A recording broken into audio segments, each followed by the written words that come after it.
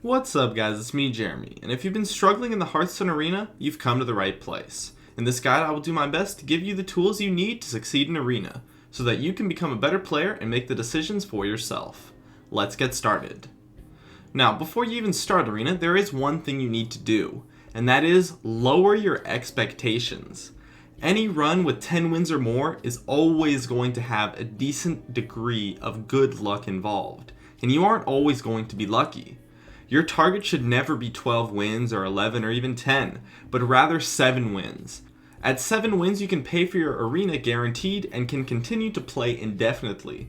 If you draft and play perfectly, you can get 7 wins in probably 90% or more of your arena runs, but getting 12 is rare simply because you need some luck to make it happen.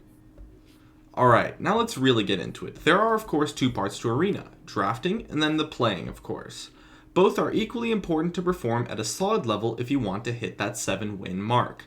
Let's get started with the drafting. The first step to drafting is of course picking a class. I highly recommend picking a class that you have experience with. You want to play a class that you know how to play already, not something that someone else told you to play. Arena is not really the place to learn classes, unless you're willing to lose. On top of that, I recommend having at least maybe 3 to 4 preferential classes that you get good on. That way you'll be able to get one of them almost every time. I personally very much prefer the Shaman, Priest, Paladin, and Mage in that order. So I always pick one of those classes when I can, as I'm very good and very consistent at playing them in Arena.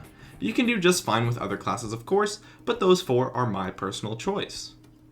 Now, the way you want to draft in Arena is that you always need to think about board control.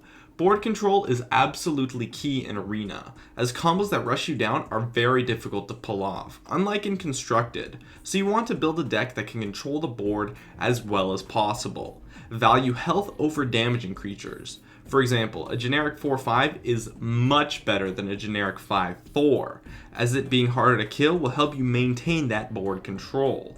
And watch out for 1 HP creatures too, as they can often just be killed for free by pretty much half of the hero abilities in the game. Another thing that works well is buff cards like the Shattered Sun Cleric or the Dark Iron Dwarf, but watch out for some buff cards. The Dwarf and the Cleric are really good as they help maintain board advantage. You can buff a creature, then use that creature that you just buffed to kill an opponent's creature while still having that creature that you played. Cards like Humility, on the other hand, are kind of terrible, since although they do buff a creature, they do not help maintain a board advantage, since they won't give you another creature after you use your first creature that you buffed to trade with your opponents.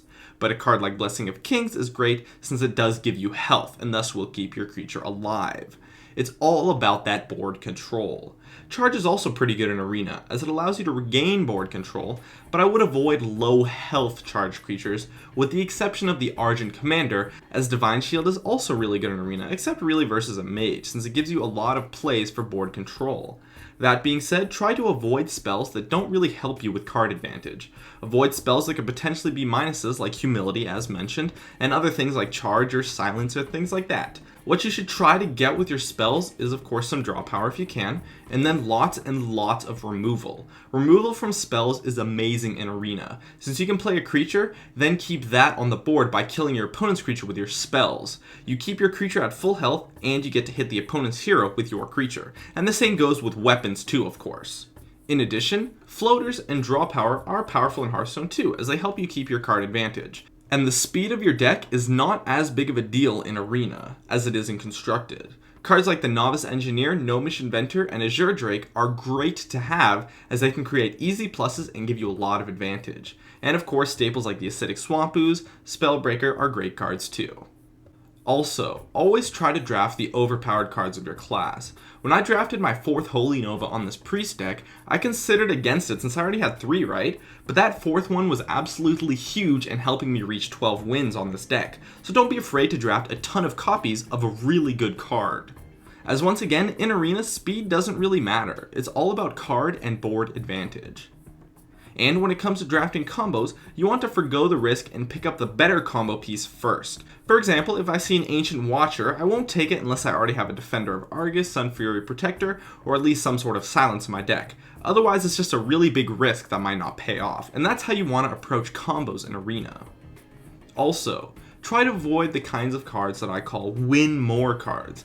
Things like Bloodlust or the Raid Leader really just aren't too great, because they require full board control to make a huge impact. But the thing is that if you already have full board control, then the game is probably over anyways. Yes, these kinds of cards can speed it up and help a little bit so they aren't totally terrible, just realize that they aren't absolutely amazing. And lastly, you want to, of course, draft a solid mana curve where you have a bunch of 2 and 3 drops, a decent amount of 4 drops, and then less and less as the mana cost increases. You don't want to be in a situation where your mana is starved. One thing about Arena though is that it's much easier to survive to the late game, so having a mana curve that peaks on the 4 drop or is a little on the high end can actually work just fine, and can even work to your benefit as long as those cards that you're taking are really good in the first place. Just remember to draft for board control always, and get the best cards that you can get, and due to the nature of Arena, you aren't going to get all the best cards that every deck has. If this video gets enough reception, I could make an extensive drafting tier list, but for now, you should have the knowledge to make most of the choices for yourself. Alright, now let's get into the playing portion. The first thing I noticed in Arena is that the first game can be deceptively hard. This is because you're going to play against other decks that are having their first game too, and they haven't proven anything yet. So although sometimes you'll get lucky and face a novice opponent, sometimes the first game can actually be really hard. So don't feel bad about losing that first game. On my priest deck that I went 12-2 with, I actually lost the very first game with that deck. That being said, after the first game, I'd say that up to 5 wins, it's pretty easy. But after you reach 5 wins, every game is going to be at least somewhat of a challenge, as you will be facing players who have at least some idea of what they're doing, and at least have an okay deck. So the difficulty spikes a little bit at around 5 wins, so be ready for that. And for playing the game in Arena, in general, you always need to play for board control. Conserve your resources when possible, but always try to maintain that board advantage. Be willing to take some damage to gain some pluses and some board control. Oftentimes, taking 5 damage or so for a +1 or +2 can definitely be worth it, unless you're below 15 HP or so. I'd say that 15 HP is the changing point. At 15 HP, you can attempt a rush down provided that you don't think your opponent has some sort of healing or armor, while when you are at 15 HP, that's the time to start being afraid of getting rushed down. Overall, make sure that you always play with card advantage in mind, as board control really is key in Arena, and it's going to win you almost all of your games. My name is Jeremy, and that's it for my video on Hearthstone Arena. Let me know if you guys want some more Hearthstone content. If you enjoyed this video, feel free to check out some of my others on the screen right now. I'd love it if you could support me with a like, and make sure to subscribe for some more awesome content in the future if you enjoyed this video. As always, thank you so much for watching, and I'll see you guys next time.